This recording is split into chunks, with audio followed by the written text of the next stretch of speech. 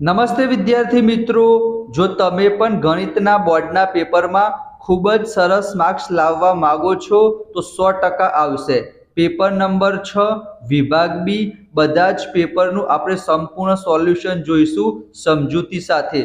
તમારો સમય બચે એના માટે સ્પેશિયલી બધા જ દાખલા મેં ગણેલા છે સરસ મજાના પ્રેઝન્ટેશન સાથે. તો આજે આપણે જોવાના છીએ પેપર નંબર 6 એનો વિભાગ બી 5 થી 6 મિનિટનો વિડીયો હશે, પણ તમે જોઈ લેશો તો તમારા ખૂબ જ સરસ માર્ક્સ આવશે. તો સૌથી પહેલા વિભાગ બી માં 25મા નંબરનો અને 26મા નંબરનો પ્રશ્ન ચેપ્ટર નંબર 2 એટલે કે બહુપદીમાંથી પૂછાશે. એક દાખલો પૂછાશે શૂન્ય શોધો અને બીજો દાખલો પૂછાશે દ્વિઘાત બહુપદી મેળવો. રકમ ચેન્જ થશે પણ મેથડ વિદ્યાર્થી મિત્રો આ રીતના જ આવશે. અહીંયા શું લખેલું છે? શૂન્ય શોધો 2x² પ્લસ 7x પ્લસ 5 બરાબર 0. તો આપણને ખબર જ છે 2 અને 5 આ બંનેનો ગુણાકાર કરીએ તો કેટલો થશે? 10 થશે. તમારે પેપરમાં આ રીતના જ ગણવાનું છે સરસ મજાના પ્રેઝન્ટેશન સાથે. તો ગુણાકાર 10 થયો તો આપણે શું કરવાનું છે? એવી બે સંખ્યા લેવાની જેનો ગુણાકાર 10 થાય અને અહીંયા પ્લસની નિશાની છે એનો મતલબ સરવાળો કેટલો થવો જોઈએ? વચ્ચે 7 આપેલા છે તો ગુણાકાર 10 થવો જોઈએ, સરવાળો 7 થવો જોઈએ. તો 5 દુ 10 અને 5 ને 2 7 બરાબર. આ જે બીજા નંબરનું સ્ટેપ છે એ મોસ્ટ ઇમ્પોર્ટન્ટ સ્ટેપ છે, પ્લસ માઇનસની ભૂલ ના કરતા. તો 5x પ્લસ 2x લખીશું તો 7x આવી જશે. આટલું ખબર પડી ગઈ. એના પછી તમે કોમન કાઢીને પણ જવાબ લાવી શકો છો અથવા કોમન કાઢતા ના આવડે તો સરસ મજાની મેથડ છે એ પણ તમે જોઈ લો. એક વખત હું તમને શીખવાડી દઉં. ઉપર આપણે શું લખવાનું? અહીંયા 2x² લખેલું છે તો ઉપર બંને જગ્યાએ શું લખવાનું? 2x લખી દેવાના. અહીંયા 4x² હોય તો ઉપર બંને જગ્યાએ 4x લખવાના બરાબર. નીચે 5 અને 2 કઈ રીતના લખ્યા? આ બે જે નંબર આયા હતા ને એ જ આપણે લખવાના. અહીંયા જો +5 + 2 તો એ આપણે અહીંયા લખી દઈશું બસ.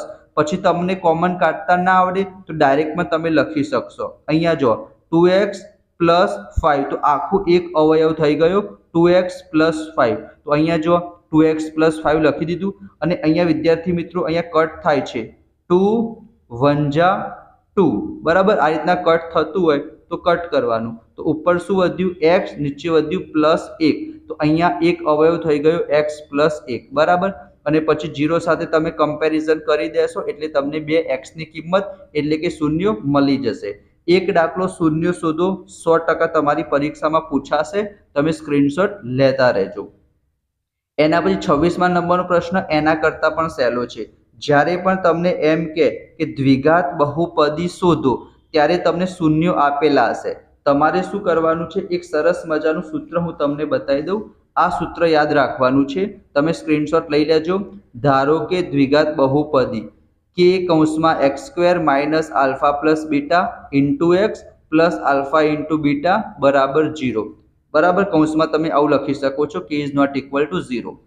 આ સૂત્ર તમારે યાદ રાખવાનું છે. બે રીતના દાખલા પૂછાય છે, એક હું તમને બતાવી દઉં. એક દાખલો કેવો પૂછાશે? તમને એમાં શું કીધું હશે? એવું કીધું હશે શૂન્યનો સરવાળો અને શૂન્યનો ગુણાકાર આપેલો હશે. આ સમીકરણ તો મેં તમને હમણાં જ કીધું. જો તમારા પેપરમાં શૂન્યનો સરવાળો અને શૂન્યનો ગુણાકાર આપેલો હોય તો ડાયરેક્ટલી કિંમત મૂકી દો. સરવાળો કેટલો આપેલો છે? 4. એટલે કે આલ્ફા પ્લસ બીટા, આલ્ફા અને બીટા શૂન્ય છે, શૂન્યનો સરવાળો કેટલો આપેલો છે? 4. તો આલ્ફા પ્લસ બીટાની જગ્યાએ 4 મૂકી દીધા અને શૂન્યનો ગુણાકાર કેટલો આપેલો છે? -5 એટલે કે આલ્ફા ઇન્ટુ બીટા એની જગ્યાએ -5 મૂકી દીધા. તમારા 2 માર્ક્સ પાક્કા. ફક્ત કિંમત મૂકવાની. ક્યારે? જ્યારે શૂન્યનો સરવાળો અને ગુણાકાર આપેલો હોય ત્યારે. એ લોકો થોડાક સ્માર્ટ બનવાની કોશિશ કરે અને તમને જો આ રીતના ખાલી શૂન્યો આપેલા હોય, અહીંયા શું લખેલું છે? એવી દ્વિઘાત બહુપદી જેના શૂન્યો -3 અને -5/2 હોય. એ સરવાળો ગુણાકાર નથી આપ્યો તો સૌથી પહેલા તમારે આ બંનેનો સરવાળો કરવાનો. તો સરવાળો કેટલો આવ્યો? -11/2 આવ્યો. અને ગુણાકાર કર્યો તો કેટલો આવ્યો? 15/2 આવ્યો. ડાયરેક્ટ આપેલું હોય તો ડાયરેક્ટ કિંમત મૂકવાની, પણ જો શૂન્યો આપેલા હોય તો પહેલા સરવાળો અને ગુણાકાર શોધવાનો અને શોધી લીધું એના પછી તમારે કિંમત મૂકી દેવાની. બરાબર. આ બે દાખલા તમારી પરીક્ષામાં પૂછાશે.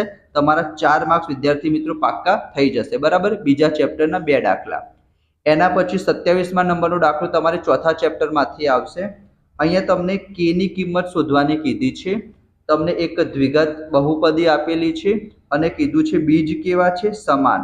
તો બીજ સમાન ક્યારે થાય? આ કન્ડિશન છે બીજ સમાન થવાની. ડી એટલે શું કહેવાય? વિવેચક. તો જ્યારે વિવેચકની કિંમત 0 હોય ત્યારે બીજ કેવા થશે? સમાન થશે. અને વિવેચકનું સૂત્ર શું છે? b² - 4ac = 0. તો એબીસી આપણે કઈ રીતના શોધીશું? જે આપણને દ્વિઘાત બહુપદી આપેલી છે એને આપણે જે પ્રમાણિત સ્વરૂપ છે ax² + bx + c = 0 એના સાથે સરખાઈશું. તો x² ના સહગુણક એટલે કે a = 2 થઈ જશે. x નો સહગુણક એટલે કે આપણને b મળી જશે અને અચર પદ આપણને c મળી જશે. તો એબીસી ની કિંમત મળી ગઈ. એ એબીસી ની કિંમત આપણે આ સમીકરણમાં આ સૂત્રમાં મૂકીશું જેથી આપણને k ની કિંમત મળી જશે. અહીંયા 24 ની જગ્યાએ 2√6 કઈ રીતના આયા? તો 24 ની જગ્યાએ આપણે વિદ્યાર્થી મિત્રો શું લખી શકીએ? 6 ચોક 24 લખી શકીએ. 24 ની જગ્યાએ શું લખી શકીએ આપણે? 6 ચોક 24.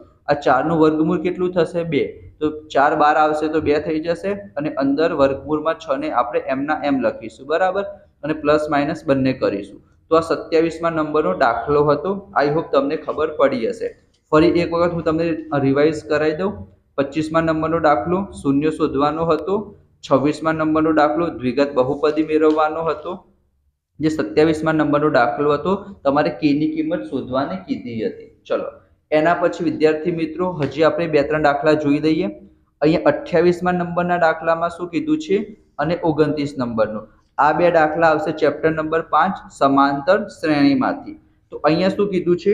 કેટલામું પ્રથમ પદ ઋણ હોય. તો જ્યારે પણ તમને એવું કહે કે કેટલામું પ્રથમ ઋણ પદ હોય, કેટલામું પદ કે એનો મતલબ n શોધવાનું. એ તો તમને ખબર જ છે, યાદ રાખજો.